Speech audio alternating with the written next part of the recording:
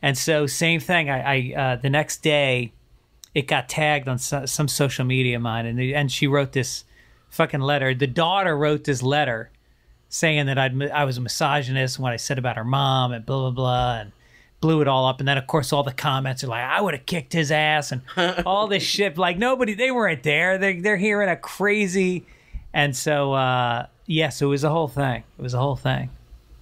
What do you think of this thing that's going on right now? Well, That I could come out after 36 years and say that you choked me at a party or you showed me your dick. Where are we going with this? Where are we? This is what I was scared of. This is the first time that okay, so now it's not about what we did 2 years ago or that I showed you my dick in a room or nothing like that. Now it's something that happened. So for 36 years while I was a judge, you didn't say nothing. And there's already women fucking saying no. Like, they don't even know the whole... Nobody knows the whole story. Nobody was there. Well, I think that's a scary part, is that just because of the way things are now, is that... Not that they can't say it, but everyone immediately goes guilty, and you can't really recover from that. So, like, I don't have as much of a problem with them coming out if he did it. If they didn't do it... Like, I think there should be a punishment if they didn't do it and have some repercussions for that. But if he did it... I don't have much of a problem with that, but it's scary to think about, like, someone could just say anything online, and if you get enough people behind you, no matter what the truth is, people are always gonna, like, I just saw one comic is gonna be in Boston, it's pretty coming up, and they said coming back after assault allegations, even though it came out that he didn't, like, it. Oh, yeah, he never did it. I was like, that's crazy. Well, here's the problem: is that when there's a movement, there's momentum. And people get swept up into it. And that can be used for good. That can be used for bad. In this case, obviously, it's for good. You know, this movement is trying to help women see that they should be believed when they come out, that we have to not marginalize them right away. But then people get swept up in that, and they suddenly go, oh, this is part of that, as opposed to, let's judge each case on its own. Let's not say, oh, I'm already riled up because, you know, there's been all these cases that have been proven about men abusing women. So I'm already angry, and now let's grab this guy and put him in that same energy, as opposed to, let's look at this one individual case and try to judge it by those merits. This morning I spoke to a friend of mine, Joe Lucci. And I met Joe Lucci probably in the 8th grade, and the band...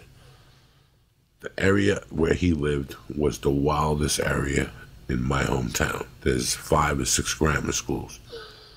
That grammar school by far takes everybody away. Like, they were doing shit in the 8th grade that nobody was doing in the town. And everybody had to catch up over the years. Like, they were the real deal. They had the field. They didn't just have Lincoln School, but they had the field, they had the rocks. And they were on the rocks every night, these guys, which meant they were out there drinking, smoking, fucking ghetto blasters with music. They were crazy. You could go down there at 4 in the morning and find people. Like, if we lived downtown, we'd go, let's cut through 64th Street Field. You'd find 8 motherfuckers tripping on acid. I mean, they were just deep. And he goes, I'm coming to the show to see you in West Palm Beach, and I'm bringing my wife. He goes, should I bring my daughters? What do you think? And I go, no. I go, unless you want them to know that I OD'd in your backyard. And me and him started howling.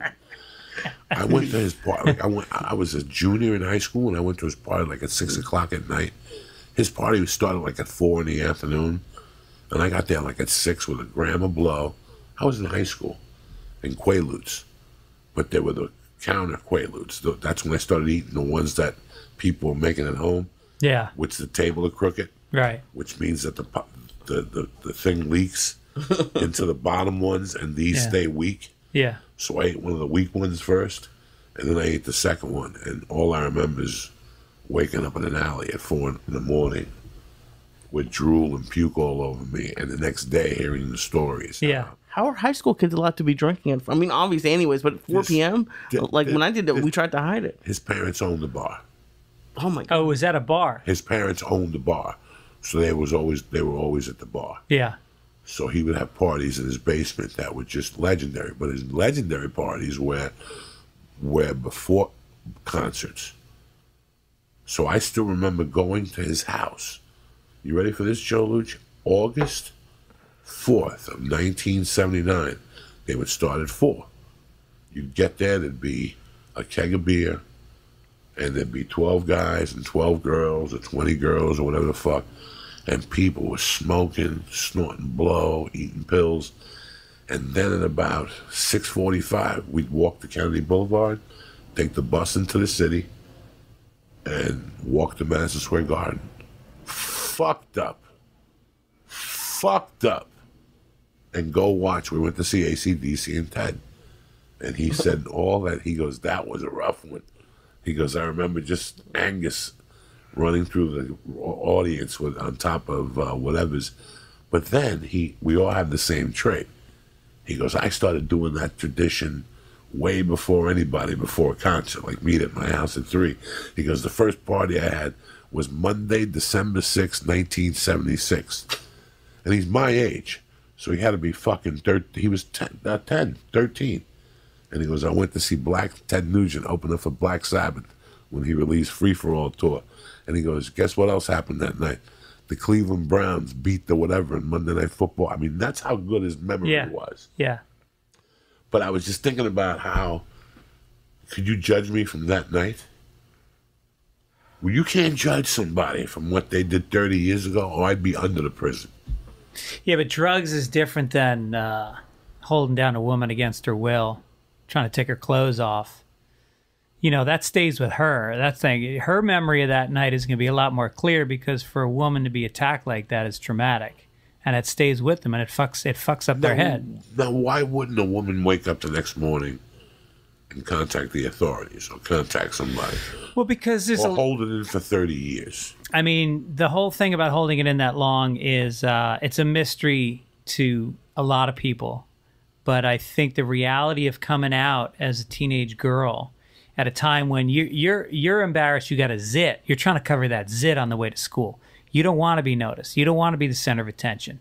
And you're raised to respect people that are older than you, so you take shit for granted. If it's an older person, there's a lot of reasons why a girl that age doesn't want. Freshman year of college, I came home to the dorms. It was my first week in school, and I came home and we were snorting crank, because that's what this kid from Philly came to school with. I'd never heard of crank in my life, so we're snorting crank and drinking tequila. We're going in like fucking Marines, you understand me? Welcome to church, motherfucker.